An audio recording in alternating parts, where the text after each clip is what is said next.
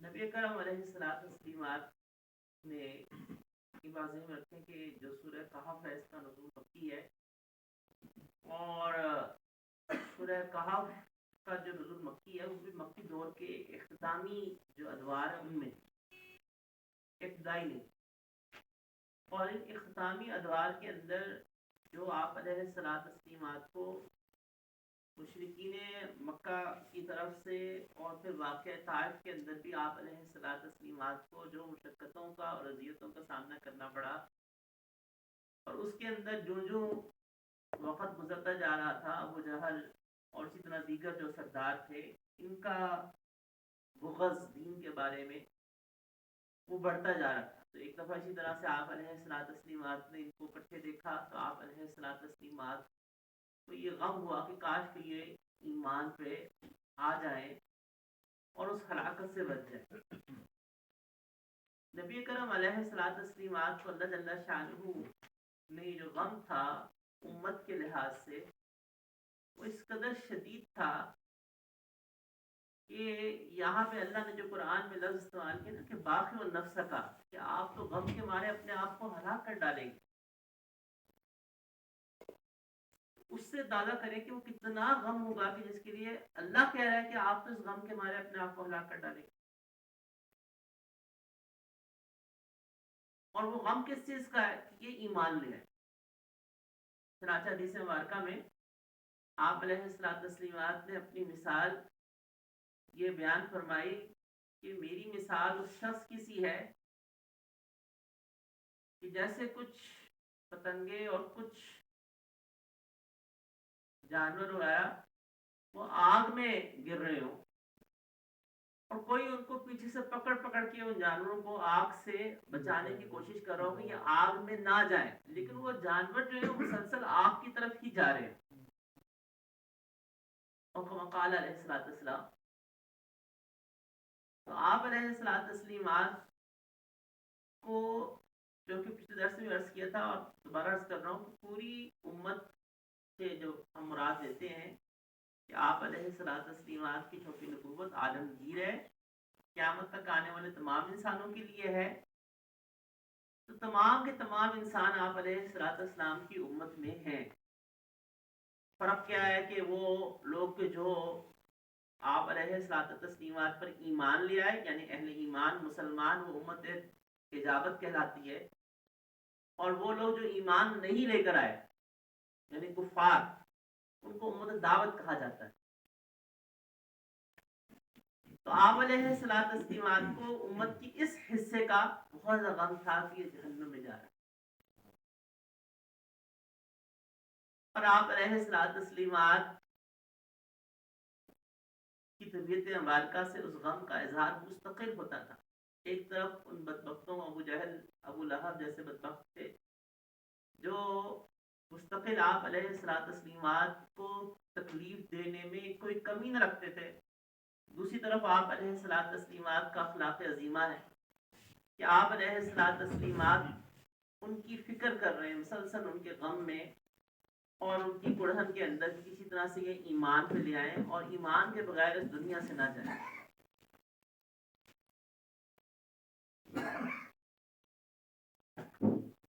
یہ مختصر اس آیت مبارکہ کی تفسیر تھی۔ ما لهم به من علم ولا لآبائهم، اور ان دونوں آیات کے اندر نکات کی طرف ہم آتے ہیں کہ ان آیات میں ہمارے لیے کیا کیا نکات ہیں کہ جن میں ہمارے لیے اللہ تعالیٰ نے ہدایات رکھی ہیں اور نصائح رکھی ہیں۔ سب سے پہلی بات یہ ہے کہ ما لهم به من علم، اللہ تعالیٰ نے یہ ارشاد فرمایا کہ ما لهم به من علم، ان کو کسی بھی قسم کا کوئی علم نہیں ہے۔ یہ علم کو اللہ تعالیٰ نکرہ لے کر آئے ہیں، کامن ناؤن لے کر آئے ہیں، اور عربی کا ضابطہ یہ ہے کہ جب بھی کامن ناؤن آتا ہے اور اس کے پیچھے نفی ہوتی ہے تو سب کی نفی ہو جاتی ہے، بالکل جنرلائز مکمل ایک نفی کو کرنے کے لیے یہاں پہ کامن ناؤن کو لایا جاتا ہے۔ اللہ تعالیٰ نے علم کی کامل نفی کی ہے، اور یہ کامل نفی ویسی ہی ہے جو تمام مخلوقات میں سے فرشتوں نے سب سے پہلے کی، لا علم لنا الا ما علمتنا، اللہ میں کوئی کسی قسم کا علم نہیں ہے، الا ما علمتنا، تو جو آپ ہمیں دے، جو آپ ہمیں سکھائے. اور یہ تو تھے ہی کفار. تو تھوڑی دیر کے لیے سوچنے کی بات ہے کہ کیا ان کفار کو، اس زمانے کے جو کفار تھے، ان کے پاس اس زمانے کے علوم نہیں تھے؟ مثلا کیسر، کسرا، سوال یہودیوں کی طرف سے آیا تھا. کیا اس زمانے کے یہودی اس زمانے میں تجارت میں اس زمانے کے جو فنون تھے وہ اس میں مہارت رکھتے تھے؟ پہلے تو ایک تو یہ بات ہے کہ قرآن نے ان کو علم نہیں شمار کیا. ان کے اس وقت کی جتنی بھی ٹیکنالوجی، جتنے بھی فنون، جو کچھ بھی تھے، اس کی نفی کی کہ معلوم بھی من علم، ان کو کسی قسم کا کوئی علم نہیں ہے. اس کی وجہ کیا ہے؟ کیونکہ قرآن اور حدیث کے اندر جہاں کہیں بھی لفظ علم کا بولا جاتا ہے، امام ابن کثیر رحمۃ اللہ علیہ نے تفسیر ابن کثیر کے اندر یہ ضابطہ لکھا ہے کہ قرآن اور حدیث میں جہاں کہیں بھی علم کا لفظ بولا جاتا ہے تو اس سے مراد علوم وحی ہوتے ہیں. یعنی علم کے اگر فضائل بیان کیے جا رہے ہیں تو یہ کس علم کے فضائل بیان کیے جا رہے ہیں؟ یہ علوم وحی کے بیان کیے جا رہے ہیں. کیونکہ سادی سی مثال میں آپ نے کثیر رحمۃ اللہ علیہ نے آگے یہ لکھی ہے کہ علم وہ ہے جو اللہ کے رسول علیہ السلام نے صحابہ کو سکھلایا. اللہ کے رسول علیہ السلام نے صحابہ کو جو سکھلایا وہ ہے علم، جس کے لیے آپ علیہ السلام کو بھیجا گیا. جہاں تک تعلق ہوتے ہیں عقلی فنون کا، عقلی فنون کو سکھانے کے لیے انبیاء کرام علیہ السلام کو مبعوث نہیں کیا جاتا. اس کی وجہ کیا ہوتی ہے کہ یہ عقلی فنون عقل کے اوپر منحصر ہوتے ہیں. یہ کوئی بھی شخص عقل کے اوپر غور و فکر کر کے، محنت کر کے ان علوم کو حاصل کر سکتا ہے، ان فنون کو حاصل کر سکتا ہے. قرآن کے نازل ہونے کا جو مقصد ہے وہ ان عقلی فنون اور علوم کا سکھلانا نہیں ہے. یہ الگ بات ہے کہ قرآن کریم نے ان عقلی فنون کو بھی جزوی طور پہ مختلف آیات میں کہیں نہ کہیں بیان کیا، لیکن مقصد قرآن جو تھا اور ہے وہ ان فنون کو سکھلانا نہیں تھا. جب وہ ان فنون کو سکھلانا نہیں تھا تو اس سے یہ بات پھر واضح ہو جاتی ہے کہ پھر اللہ کے نبی کرم علیہ الصلوۃ انما بعثت معلما جو ارشاد فرمایا، تو ساتھی سی بات ہے کہ آپ علیہ الصلوۃ نے اپنے ساری زندگی میں کس علم کو سکھلایا؟ کیا آپ علیہ الصلوۃ نے ریاضی کو سکھلایا؟ کیا آپ علیہ الصلوۃ نے طبیعیات کو سکھلایا؟ کیا آپ علیہ الصلوۃ نے دیگر جو اس زمانے کے فنون تھے ان کو سکھلایا؟ آپ علیہ الصلوۃ نے علوم وحی کو بیان فرمایا، جس کو ہم قرآن کہتے ہیں، حدیث کہتے ہیں. اس کا یہ مطلب بھی نہیں ہے کہ وہ جو دیگر فنون ہیں وہ غلط ہیں، اس کا یہ پہلو بھی نہیں ہے. وہ دیگر فنون جائز ہیں، ان کا سیکھنا، ان کا سکھانا، کیونکہ آپ علیہ الصلوۃ نے ان سے منع نہیں فرمایا. بلکہ علامہ ابن عابدین شامی رحمۃ اللہ علیہ نے رد المختار کے اندر یہ لکھا ہوا ہے کہ جو دیگر فنون ہوتے ہیں نا، جیسے زراعت ہے، آج کل کی لینگویج میں ہم یہ کہہ سکتے ہیں کہ انجینئرنگ ہے، ڈاکٹری ہے، ایگریکلچر ہے، جتنے بھی دیگر زندگی کے شعبہ جات ہیں، علامہ ابن عابدین شامی رحمۃ اللہ لکھا ہے کہ یہ بھی فرض کفایہ ہے. یعنی ایک مسلمانوں کے اندر سے جماعت کا ہونا جو ایگریکلچر سے وابستہ ہو، ایک مسلمانوں کی جماعت کا ہونا جو طب سے وابستہ ہو، ڈاکٹری سے وابستہ ہو، اور مسلمانوں کے اندر ایک جماعت جو کہ انجینئرنگ سے وابستہ ہو، یہ فرض کفایہ ہے. فرض کفایہ کا مطلب کیا ہوتا ہے؟ فرض کفایہ کا مطلب یہ ہوتا ہے کہ ہے تو ساری امت میں فرض نہ، سب لوگوں پہ لازم نہیں ہے. ایک گروپ آف پیپل جو ہے وہ اس کے لیے لوکیٹ ہو، جو یہ سیکھ رہا ہو اور آگے اس کے مطلب کر رہا ہوں. کیونکہ آگے علامہ ابن عابدین شامی رحمۃ اللہ دلیل یہ دی کہ اگر ایسا نہیں ہوگا تو نظام زندگی نہیں چل سکے. شریعت کا یہ مقصود نہیں کہ سب لوگ جو ہیں وہ ایک ہی شعبے میں لگ جائیں، لیکن دوسری طرف یہ پہلو بھی مد نظر رکھنا ضروری ہے کہ اصل علوم وہ ہیں جس کے لیے اللہ کے رسول علیہ الصلوۃ والتسلیمات کو اللہ نے مبعوث فرمایا. جب وہ اصل ہیں اور یہ فنون جواز کی حد تک، فرض کفایہ کی حد تک سیکھنے چاہیے امت کو. امت نے نہیں سیکھے، امت پستی میں گئی. ہمارے ایک زمانہ تھا کہ کیمیا کے اندر، بایولوجی کے اندر، کیمسٹری کے اندر، فزکس کے اندر، میتھمیٹکس کے اندر مسلمانوں کے چوٹی کے سائنسدان تھے. بہت بہت کام کیا، ایسا ایسا لینڈ مارک کام کیا جو آج کی بھی ماڈرن میڈیسن کی بیس ہے.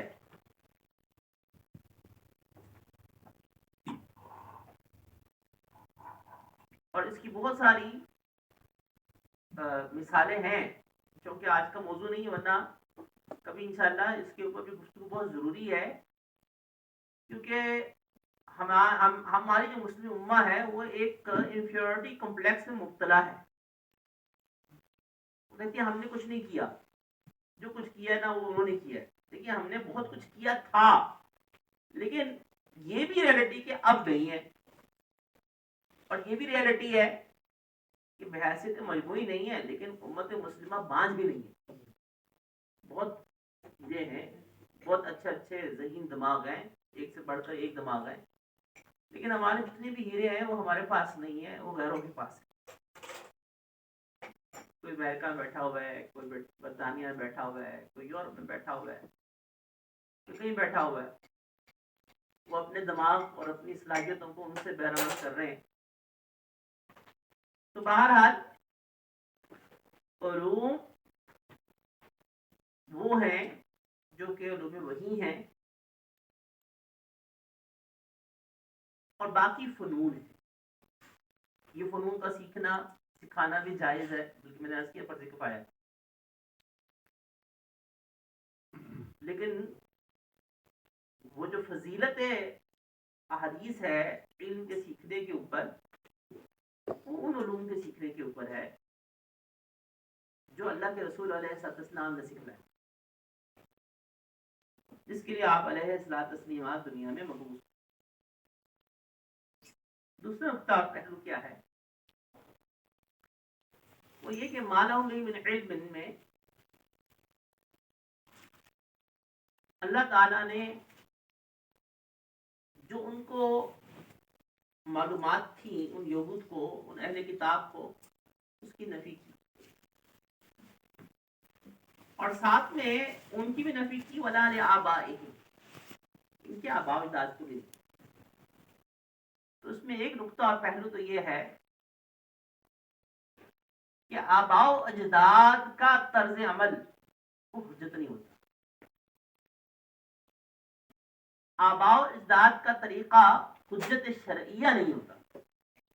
ہم کسی مسئلے میں یہ نہیں کہہ سکتے کہ ہمارے آباء بھی کرتے آئے تھے، بڑے بھی یہ کرتے آئے تھے، یہ دلیل نہیں دے سکتے. کیونکہ دلیل قرآن ہے، حدیث ہے، اجماع ہے، قیاس ہے، یہ ماخذ شریعہ ہیں. کسی مسئلے کے اندر یہ دلیل نہیں دی جا سکتی کہ بھئی فلاں بزرگ بھی ہمارے کرتے چلے آئے ہیں، ہمارے خاندان کے بڑے کرتے چلے آئے ہیں، ہمارے علاقے کے بڑے کرتے چلے آئے ہیں. تو کسی مسئلے کی دلیل وہ نہیں بن سکتا، بلکہ مسئلے کی دلیل جو ہے وہ قرآن و حدیث بنے گی.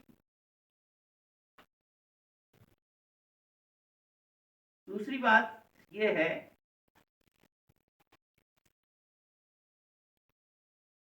اس مسئلے کے اندر اللہ جل شانہ نے ان اہل کتاب سے بھی علم کی نفی کی، ان سوالوں کے اندر جو انہوں نے کیے تھے ذوالقرنین کے بارے میں، اصحاب کہف کے بارے میں، کہ جو ان کے پاس معلومات ہیں وہ تو بالکل ان کو کچھ پتہ ہی نہیں. تو اللہ تعالیٰ نے ان ظاہری معلومات کو نفی کی. اب اس کو تھوڑا سا ریلیٹ کریں ذرا دجالی فتنے کے لحاظ سے. فتنہ دجال کے اندر تھوڑی دیر کے لیے آپ یہ سوچیں کہ مسلمانوں کی ایک اتنی بڑی تعداد کیوں مبتلا ہو جائے گی. حالانکہ حدیث مبارکہ میں آپ علیہ الصلوۃ والتسلیمات نے دجال کے بارے میں بتایا. آپ علیہ الصلوۃ والتسلیمات نے دجال کے بارے میں علامات کھول کھول کے بیان فرمایا. لیکن جب دجال آئے گا اور اس سے پہلے اتنا بڑا سمبل ایک آ چکا ہوگا امام مہدی کا, اس کے باوجود لوگ یہودی تو پیروی کریں گے, مسلمانوں کا بھی ایک طبقہ دجال کا ہمنوا ہوگا اور ایک بڑا طبقہ ہمنوا ہوگا, چھوٹا نہیں, بڑا طبقہ ہمنوا ہوگا. اب اس کی وجہ اگر ہم احادیث مبارکہ کو کھولیں نا, مثلا حدیث مبارکہ میں آتا ہے کہ دجال کو یہ قدرت حاصل ہوگی کہ وہ کسی بھی بندے کو روکے گا اور کہے گا کہ تمہارے والدین کو زندہ کرو, اور اس کے ماں باپ فوت ہو چکے ہوں. وہ کہے گا میرے ماں باپ کیسے زندہ ہو سکتے ہیں؟ کہتے ہیں تمہارے سامنے زندہ ہوں گے اور تم ان کو دیکھو گے, ان سے بات کرو گے.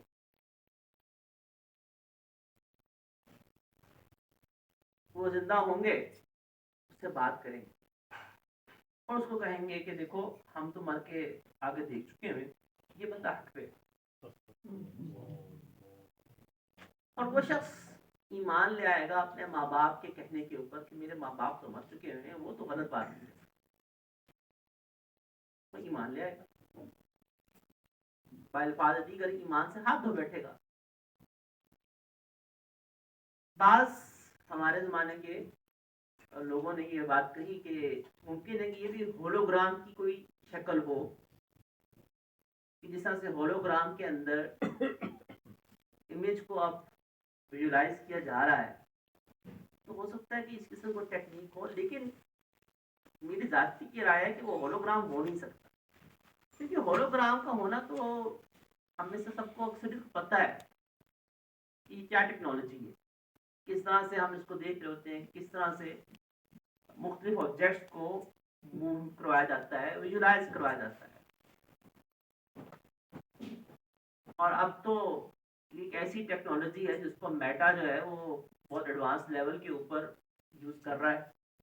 آگے چل کے چند سالوں پہ اور ہو جائے گا. تو اس چیز جو سب کو پتا ہو, اس سے اگلا کیسے دھوکہ کھا سکتا ہے؟ اس کا مطلب ہے کہ یہ ایک الگ اس سے پاور ہوگی اس کے پاس, اس کی کوئی بھی سائنٹیفک ریزن ہو سکتی ہے, لیکن بہرحال اس کے پاس یہ اختیار ہوگا. اب سوال یہ ہے کہ وہاں پہ وہ ڈوج کیوں ہوا ہے, وہ بندہ, وہ شخص کیوں ڈوج ہوا؟ اگر ہم تھوڑا سا اس حدیث کو تجزیہ کریں, نمبر 1 کی وجہ ڈوج ہوا, اس نے اپنے آبا, توجہ رکھمائیے گا, اس نے اپنے آبا یعنی اپنے ماں باپ کے بات کے اوپر انحصار کیا. نمبر 1. نمبر 2, اس کا جو ظاہری نالج تھا اس کے اوپر اس نے انحصار کیا. نتیجہ کیا ہوا؟ وہ ایمان سے ہاتھوں بیٹھا. اللہ تعالی یہاں پہ نفی فرما رہے ہیں, ما لہم بہ من علم ولا لآبائہم. تو نقطہ اور سے پہلو کیا ہے کہ دجالی فتنے سے جو شخص بچنا چاہتا ہے, نمبر 1, اس کو اس چیز کو لازم پکڑنا پڑے گا کہ چاہے میرا کتنا ہی قریبی رشتہ دار, چاہے میرے ماں باپ, چاہے میری اولاد, چاہے میری بیوی, جو بھی اس مسئلے کے اندر مجھے کہے, میں نے ان کی بات کو نہیں لینا, میں نے دین کے معاملے میں رسول اللہ کی بات کو لینا ہے, اور میں نے ان کے کہنے میں اپنے دین کے اندر کوئی رائے کو نہیں قائم کرنا. ما لہم بہ من علم ولا لآبائہم, نہیں ہے ان کو کوئی علم, نہ ان کے آبا کو. اگرچہ تفسیر انرسی کی اس آیت کی اور ہے, میں نے عرض کر پیچھے یہ نکات ہے, نکات تفسیر نہیں کہلاتے, یہ ذہن رکھیے گا. نکات اور فوائد جو ہوتے ہیں وہ تفسیر نہیں ہوتے, علمی نکات ہوتے ہیں جو اس سے اخذ کیے جا رہے ہوتے ہیں. دوسری بات کہ اس نے اپنے ظاہری علم, جس سے اس نے دیکھا کہ میرے سامنے چیز نظر آ رہی ہے, کیونکہ علم کی جو سورسز ہیں وہ کیا ہیں؟ حواس خمسہ, 5 سینسز. آپ آنکھ جو دیکھتے ہیں, آپ کسی چیز کو ٹچ کرتے ہیں, سونگتے ہیں, محسوس کرتے ہیں, سنتے ہیں. 5 سینسز سب سے پہلا سورس آف نالج ہے نا. سیکنڈ سورس آف نالج آپ کا مائنڈ ہے. مائنڈ ان انفارمیشن کو اینالائز کرتا ہے جو آپ کو 5 سینسز سے حاصل ہوتی ہے. دجالی فتنے کے اندر بچنے کے لیے ہمیں اپنی نسلوں کو یہ بتانا پڑے گا کہ اگر تم نے دجالی فتنے سے بچنا ہے تو اپنی 5 سینسز سے حاصل ہونے والے علم پر اعتماد مت کرنا. تمہاری نظر تمہیں دھوکہ دے سکتی ہے, تمہاری سماعت تمہیں دھوکہ دے سکتی ہے, تمہاری ہو سکتا ہے تم ایک چیز کو چھو کے دیکھ رہے ہو, تم کو کہ تو ایسی ہے تو یہ تمہیں دھوکہ دے سکتی ہے. کیونکہ دیکھیں حدیث مبارکہ میں یہ فرمایا گیا نا کہ دجال اشارہ کرے گا کسی کھیت کی طرف, ڈینجر ہوگا, فصل دینا شروع کر دے گا, تو اس کا مطلب کیا ہوگا کہ وہ ایسی چیز ہے جس کو لوگ چکھ رہے ہوں گے, بس وہ کھائیں گے نا, وہ سے نظارہ تو نہیں ہوگا, سین تو نہیں ہوگا کسی نظر آ رہا ہے, وہ باقاعدہ لوگ کھائیں گے, لوگ اس کو یوز کر رہے ہوں گے. تو جو لوگ اس کو یوز کر رہے ہوں گے اس کا مطلب یہ ہے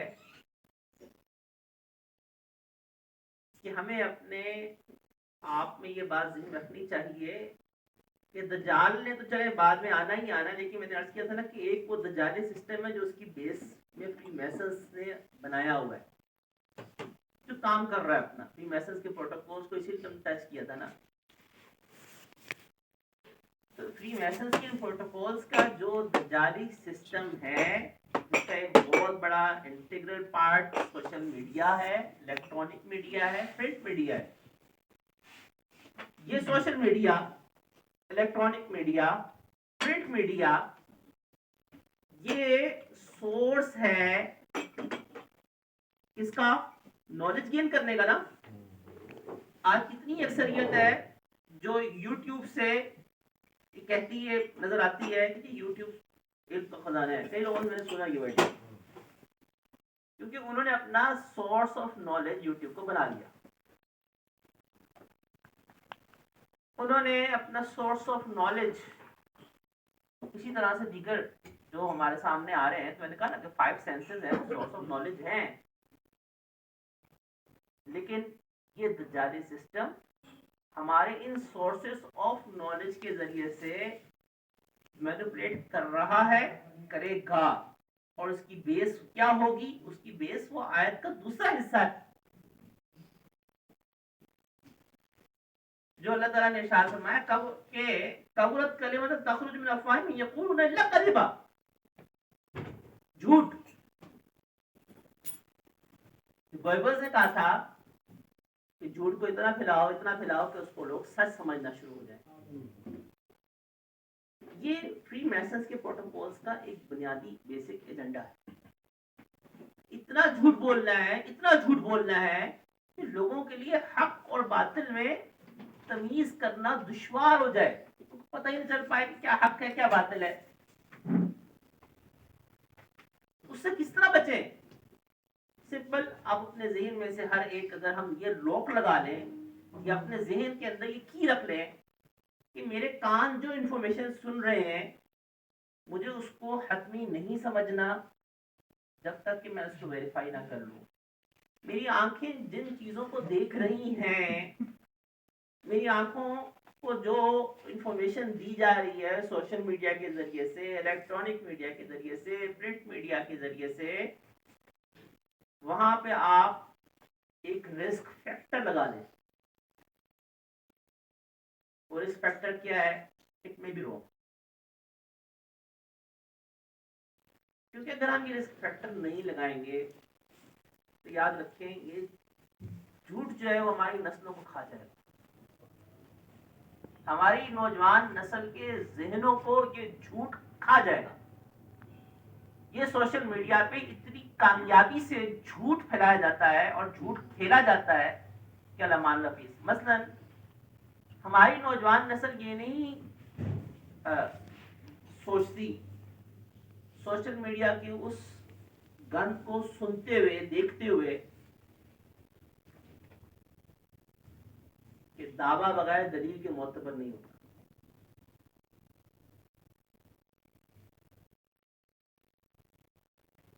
بغیر دلیل کے اس وقت ایسے ایسے دعوے کیے جاتے ہیں ملحدین کی طرف سے جس کی انتہائی حیرت انگیز طور پہ کوئی دلیل نہیں ہوتی، اور وہ اتنے کنونسنگ طریقے سے اس کو دلیل بنا کے پیش کر رہے ہوتے ہیں کہ ایسا ہے.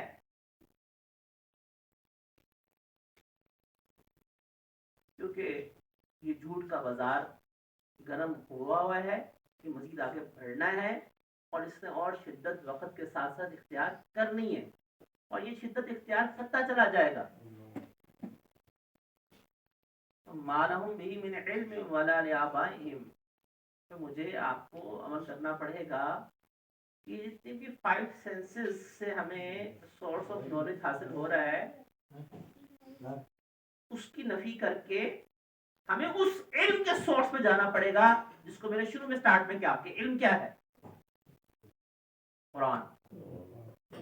علم کیا ہے؟ حدیث. یوٹیوب کے اوپر جو مجھے دے رہا ہے ایک شخص، وہ اگر کلیش کر رہا ہے قرآن کی ٹیچنگ سے، حدیث کی ٹیچنگ سے، تو وہ شخص غلط ہو سکتا ہے، قرآن غلط نہیں ہو سکتا. وہ شخص جو حدیث کے اوپر کرٹیسزم کر رہا ہے اس کا دعویٰ بغیر دلیل کے ہے وہ غلط ہے، کیونکہ علم تو یہ قرآن و حدیث ہے. یہ کہاں سے علم آ گیا؟ یہ تو انفارمیشن ہے. میں بھی رونگ، غلط بھی ہو سکتی ہے، صحیح بھی ہو سکتی ہے. تو یہ معلوم بھی علمی ولا لآبائہم، یقیناً اتنا گہرا جملہ اس کا حصہ ہے کہ اللہ اکبر کبیرہ. جعلی فتنے اور جعلی نظام کے حوالے سے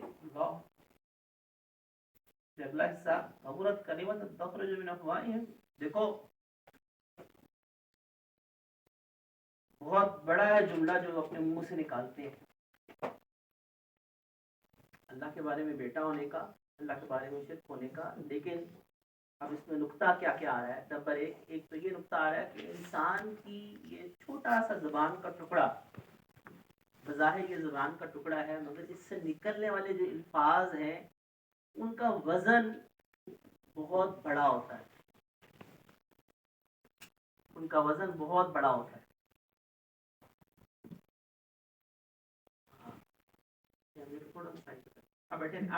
بیٹا وہ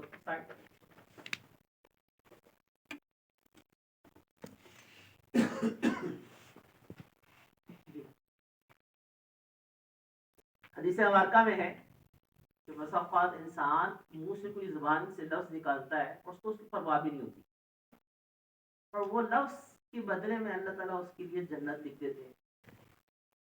اور بسا اوقات اسی طرح سے منہ سے کوئی لفظ نکالتا ہے اور اس کو اس کی پرواہ بھی نہیں ہوتی، اس کو خیال بھی نہیں ہوتا، دھیان بھی نہیں ہوتا، اور اللہ تعالیٰ اس لفظ کی وجہ سے اس کے نامہ اعمال میں جہنم لکھتے ہیں. اسی طرح حدیث مبارکہ میں ارشاد ہے آپ علیہ السلام کا کہ بسا اوقات کوئی شخص نیکی کرتے کرتے کرتے کرتے جنت سے ایک بالش کے فاصلے میں جاتا ہے، لیکن زبان سے بھی کوئی ایسی بات نکال بیٹھتا ہے یا کوئی ایسا عمل کر بیٹھتا ہے اس کے لیے جہنم لکھی جاتی ہے. اور کوئی شخص جہنم سے ایک بالش کے فاصلے میں رہ گیا ہوتا ہے اور پھر کوئی ایسی نیکی کر بیٹھتا ہے، اللہ اس کے لیے جنت لکھ دیتا ہے. تو کبورت کلمۃ تخرج من افواہہم، زبان سے جو نکلنے والی بات ہے وہ بظاہر تو چھوٹی ہے لیکن اس کا وزن بسا اوقات بہت بڑا ہوتا ہے. وہ خلاف بھی ہو سکتا ہے، حق میں بھی ہو سکتا ہے. آپ علیہ تسلیمات امہات المومنین میں سے ایک ام المومنین کے پاس تشریف فرما تھے، اور انہوں نے حضرت صفیہ رضی اللہ تعالیٰ عنہ جو امہات المومنین میں سے تھیں ان کے قد کے حوالے سے، چھوٹا ہونے کے حوالے سے کچھ بات ارشاد فرمائی. آپ علیہ السلام نے ارشاد فرمایا کہ دیکھو یہ ایسی بات ہے کہ اگر سمندر میں ڈال دی جائے سمندر کڑوا ہو جائے. حالانکہ وہ کوئی ایسی بات نہیں جس سے اتنے بڑا قد چھوٹا ہے، صرف بات ارشاد فرمائی اور کما قال. لیکن آپ علیہ السلام نے کہ ایسی کڑوی بات ہے سمندر میں ڈال دی جائے سمندر کڑوا ہو جائے. ہم اندازہ کریں ہم اپنے منہ سے کیسے کیسے لفظ نکال دیتے ہیں، ہم کیسے منہ سے اپنے باتیں نکال دیتے ہیں کہ جن کا وبال کتنا بڑا بڑا ہوتا ہے. ہم نہیں اس بات کو سوچ رہے ہوتے کہ یہ ہمارے نامہ اعمال کے اندر کتنا بڑا ہمارے لیے بلنڈر بن سکتا ہے. بعض کلمات ایسے ہوتے ہیں جن کی وجہ سے ایمان ہی چلا جاتا ہے. جن کو کلمات کفر کہا جاتا ہے. یہ بظاہر تو منہ سے نکلنے والی چھوٹی بات ہے، لیکن یہ انسان کے ایمان کو دھو ڈالتی ہے، ختم کر دیتی ہے. جو اس نے جتنی نیکیاں کی ہوتی ہیں سب ہفتے اعمال ہو جاتے ہیں.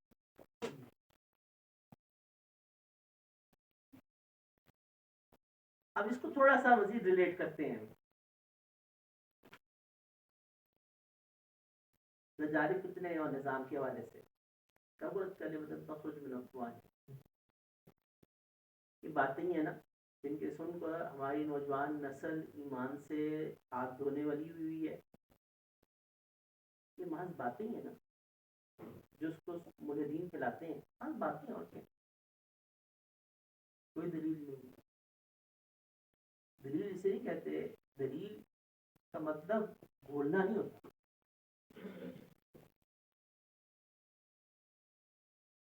دلیل کا مطلب کسی چیز کو بیان کرنا نہیں ہے کہ یہ ایسا ایسا ایسا ایسا ہے.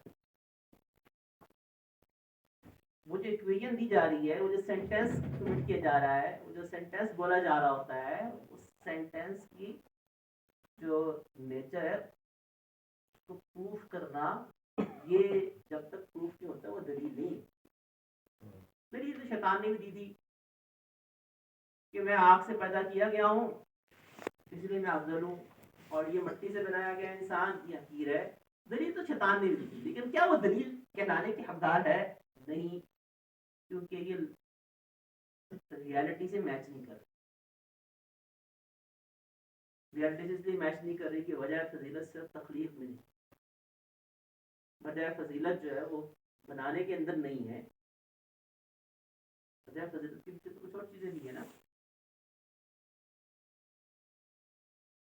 کبرت کلمۃ تخرج من افواہہم، دجال نے جب آنا ہے تو اس کے عروج پہ ہونا ہے. انہی باتوں اسی پروپیگنڈے نے، اسی ففتھ جنریشن وار نے اس کے عروج پہ ہونا ہے. سکس جنریشن چکر اختیار کر لے ہو سکتا ہے اس وقت.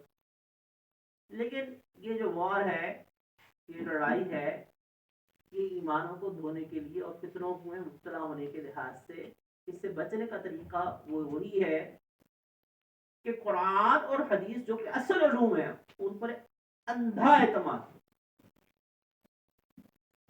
اگر ہم چاہتے ہیں کہ فتنوں سے ہمارا ایمان بچ جائے، قرآن اور حدیث پہ بلائنڈ فیتھ.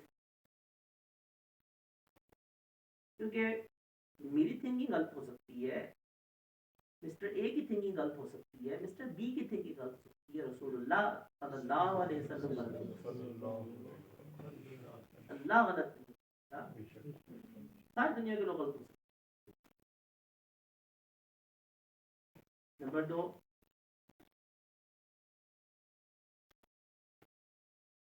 پرنٹ میڈیا سے جو انفارمیشن مل رہی ہے، الیکٹرانک میڈیا سے جو انفارمیشن مل رہی ہے، سوشل میڈیا سے جو انفارمیشن مل رہی ہے، اس پہ اپنے اوپر رسک فیکٹر لگا. اٹ میں بھی رونگ. اس کو اس وقت تک اتھینٹک نہ سمجھے جب تک ویریفائی نہ، جب تک ویریفیکیشن نہ. ویریفیکیشن کہاں سے ہوگی؟ قرآن حدیث. ویریفیکیشن گوگل سے نہیں ہوگی، verification chat G P T سے بھی نہیں ہوگی. آپ فرما رہے ہیں کہ ویریفیکیشن کا، تو ویریفیکیشن تو قرآن سے کرنی ہے. میرے جیسا بتا تو قرآن پڑھ کے نہیں سمجھ سکے گا کہ قرآن کیا ہے، وہ علماء کے پاس جانا پڑے گا. بہت اچھی آپ نے کوسچن کیا. علماء کے تو ماشاءاللہ ہر طرح کے آپ کو پتہ ہے نا. ہمارے حنفی میں ہی آپ دیکھیں تو کسی کا بھی دیکھ لیں تو ہر ایک کا الگ الگ بیان ہے. اس کا آنسر بہت سمپل سا ہے. مثلا دیکھیں، ہم نے جب میڈیسن لینی ہوتی ہے، علاج کرانا ہوتا ہے، تو ہم اپنے کسی بھی علاج کرانے کے لیے ایک ڈاکٹر کے پاس جاتے ہیں، اس کی اوپینین مختلف ہوتی ہے. دوسرے ڈاکٹر کے پاس جاتے ہیں، اس کی اوپینین مختلف ہوتی ہے. وہاں پہ ہم کبھی نہیں سوچتے کہ ان ڈاکٹرس کی تو آپس میں ہی اوپینین ہے، چلو علاج چھوڑو. وہاں پہ ہم کبھی نہیں گئے. اور اس قسم کا جو ڈفرینس ہوتا ہے کا سمپل سا ایک رول یہ ہوتا ہے کہ دیکھیں، آپ اس بات میں پوری تحقیق کر لیں، پورا اپنا جو آپ کو سمجھ میں آتی ہے کہ یار یہ فلاں عالم جو ہے یہ صحیح ہے، یہ غلط ہے، یہ مستند ہے، یہ نہیں ہے. اور جب ایک دفعہ تحقیق کر لیتے ہیں، اور میں نے عرض کیا نا کہ کسی بھی شخص کے اندر غلطی ہو سکتی ہے، میری تھنکنگ میں غلط ہو سکتی ہے، لیکن اگر میں ایک ایسی بات کر رہا ہوں جو کہ دین کے بیسک سے ٹکرا رہی ہے، چاہے میری فالوئنگ ملینز میں ہو، لیکن میں ان دین کے ان بیسک پلر سے جس کو ہر مسلمان جانتا ہے کہ ہاں یہ تو دین کے ستون ہے.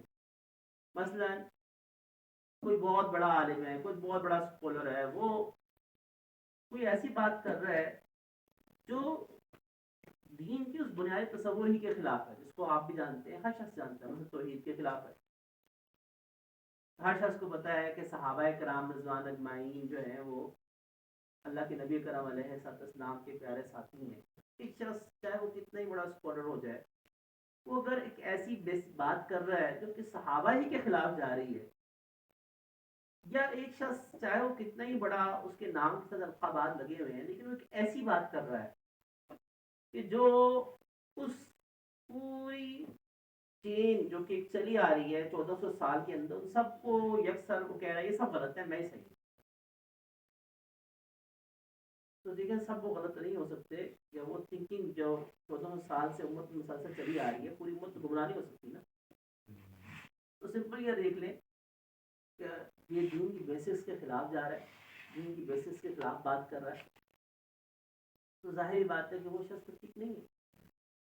لیکن ہم اس چیز کی وجہ سے، ڈفرنس آف اوپینین کی وجہ سے نرس کیا کہ ہم نے علاج کرانا نہیں چھوڑتے. ہم دو وکیلوں سے مشورہ کرتے ہیں، دونوں کی اوپینین بڑی ڈفرنٹ ہوتی ہے. ہم اس کی وجہ سے یہ نہیں کرتے کہ اچھا کیس نہیں کرتے، ہم کسی ایک پر رائے کرتے ہیں، کسی ایک کے اوپر اعتماد کرتے ہیں.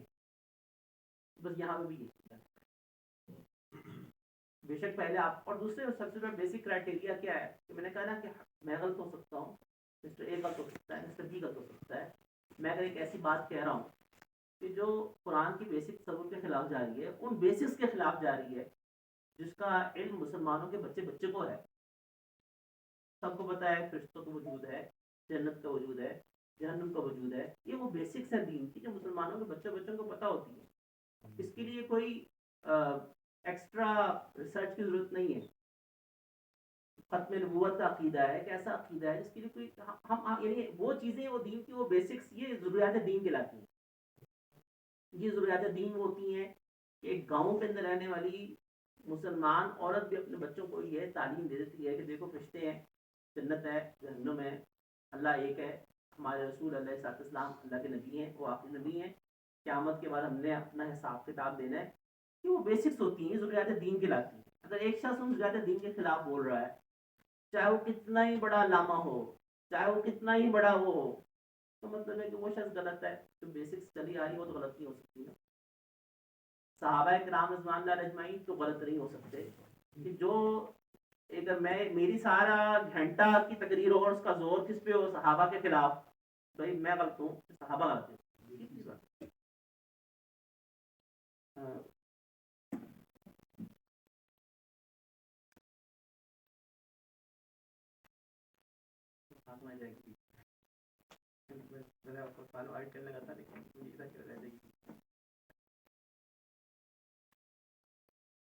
تو فلعلہ کا باقی قبول کریں تخرج من افواہہم.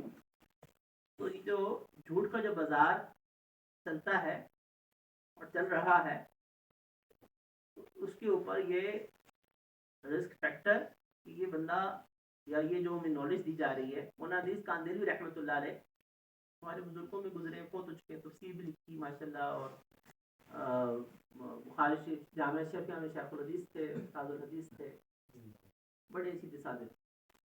اچھا ان کا ایک واقعہ میں نے سنا ان کے پوتے سے، مولانا سعد صدیقی کی حیات ہے، انہوں نے سنایا. واقعہ کیا سنایا، اور یقین جانے کہ میں نے کہا اللہ کو تو کیا کیا بات کی جو کہ اس سے ریلیٹ ہو رہی ہے. معلوم بھی میرے علم ولاد آبائیں اور قبرت کرے تخرج من افواہہم یقولون کذبا. وہ انہوں نے اپنے زمانے میں کہا کہ میں اخبار نہیں پڑھتا.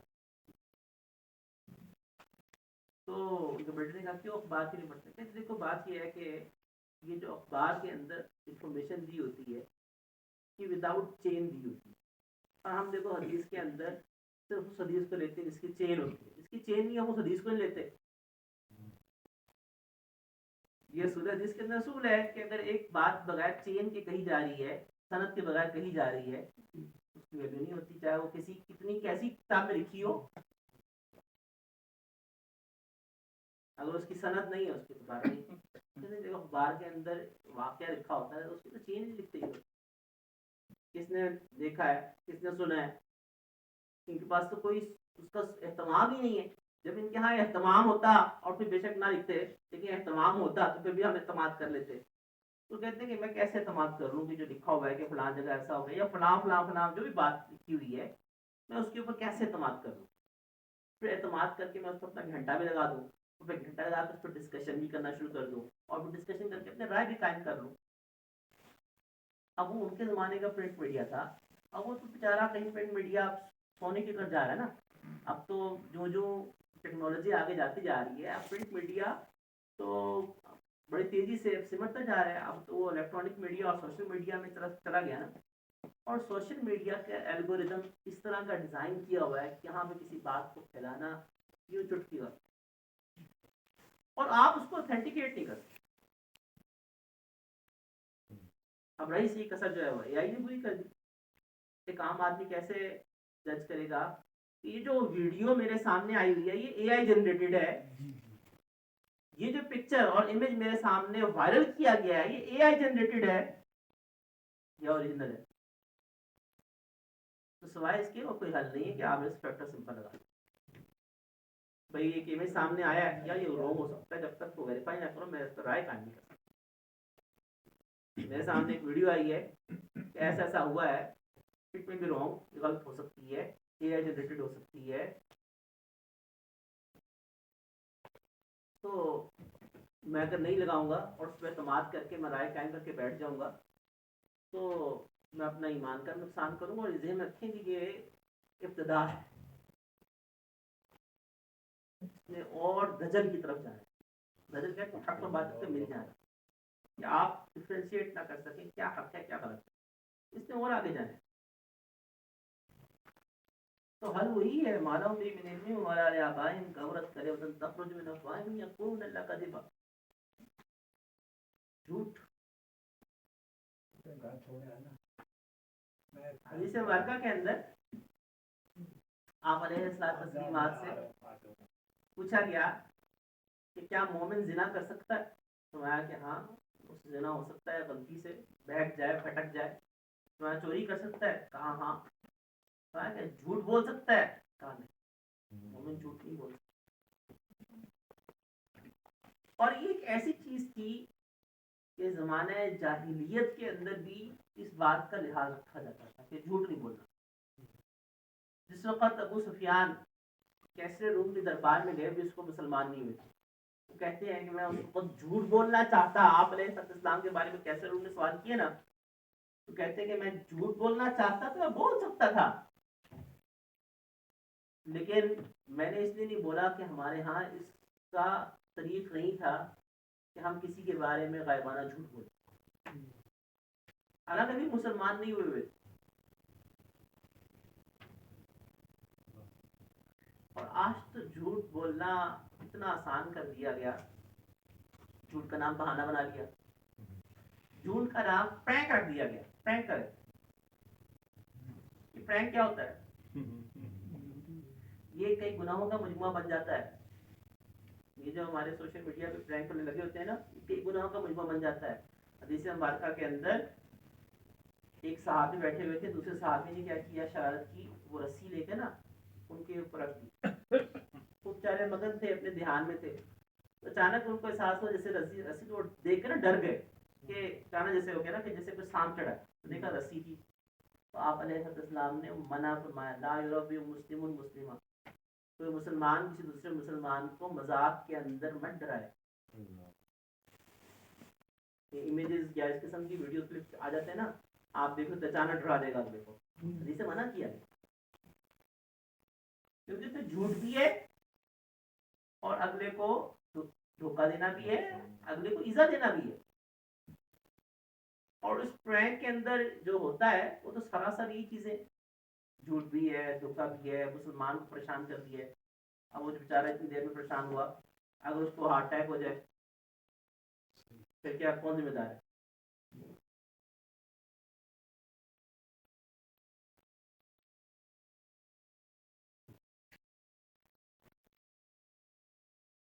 تو بہانہ, ہم نے بہانہ کر دیا, یہ بہانہ جھوٹ کا نام ہے.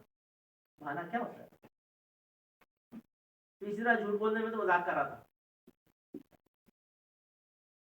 کبرت کلمۃ تخرج من افواہہم, اتنی بڑی بات آپ منہ سے مذاق میں نکال رہے ہیں.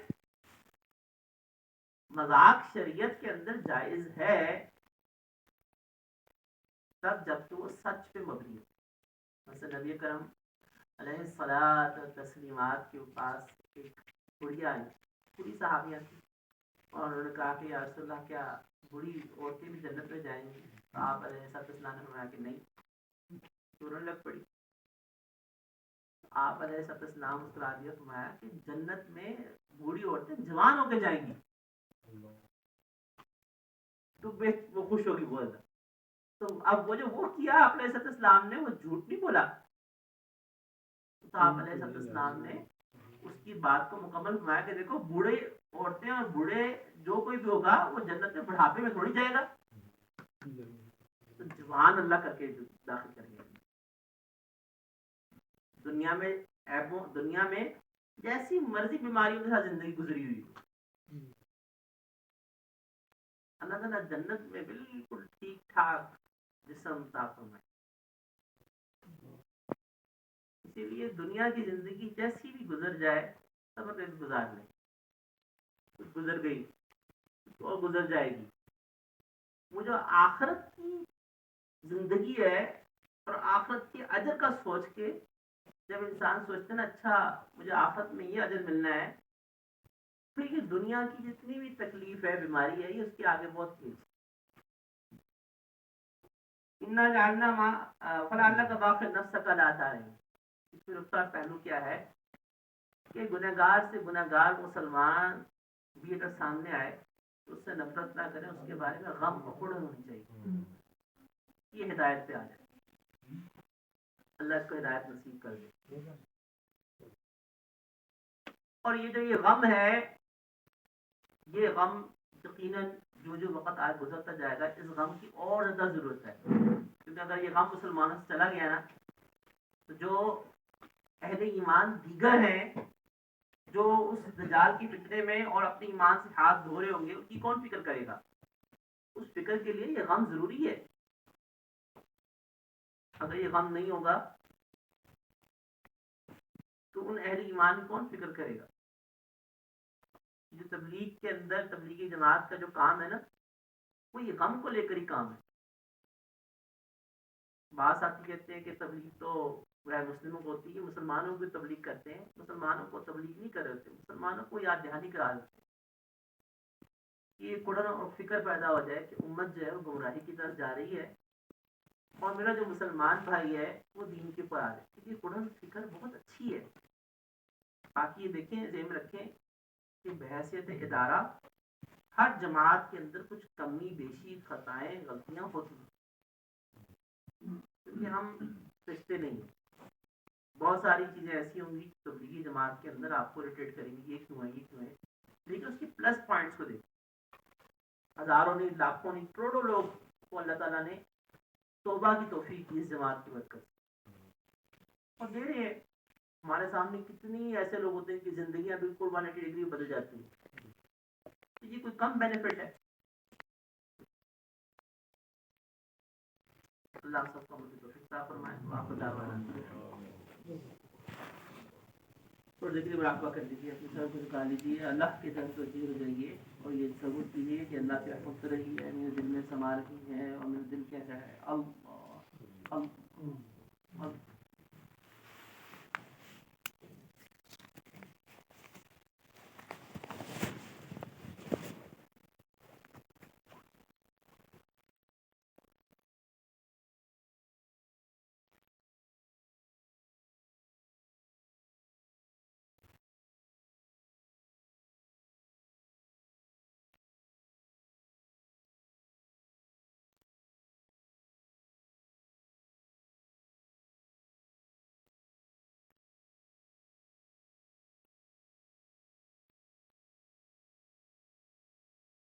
راجی لگانے کی دنیا نہیں ہے، یہ عبرت کی جا ہے تماشا نہیں ہے، یہ عبرت کی جا ہے تماشا نہیں ہے۔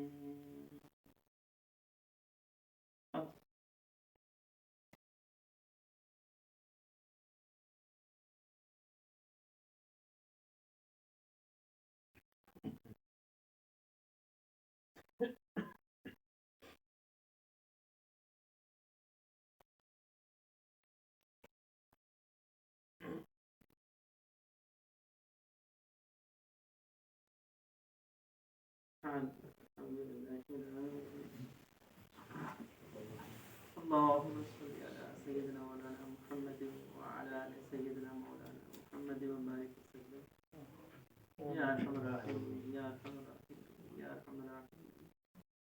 یا اللہ ظاہر میں تیرے بندے ہیں اللہ، حقیقت میں اللہ گناہوں میں بکھرے ہوئے ہیں یا اللہ، ہمارے باطن کی گندگی کو دھو ڈالیے اللہ، ہمارے باطن کو نور سے منور کر دیجئے اللہ، اس قرآن کے نور کو اللہ ہمارے دلوں میں جگمگا دیجئے اللہ، اس قرآن کے نور سے ہماری قبر کو جگمگا دیجئے اللہ، اس قرآن کے نور سے اللہ قیامت کے دن اللہ حوض کوثر پہ پیارے حبیب علیہ السلام کو قرب نصیب فرما دیجئے اللہ، شفاعت نصیب فرما دیجئے اللہ، عرش کا سایہ نصیب فرما دیجئے اللہ، ہم میں سے کسی ایک کو بھی اللہ محروم نہ فرما اللہ، کسی ایک کو بھی اللہ رد نہ فرما اللہ، میں سے ہر ایک کے ایمان کی حفاظت فرما اللہ، خاتمہ بالایمان فرما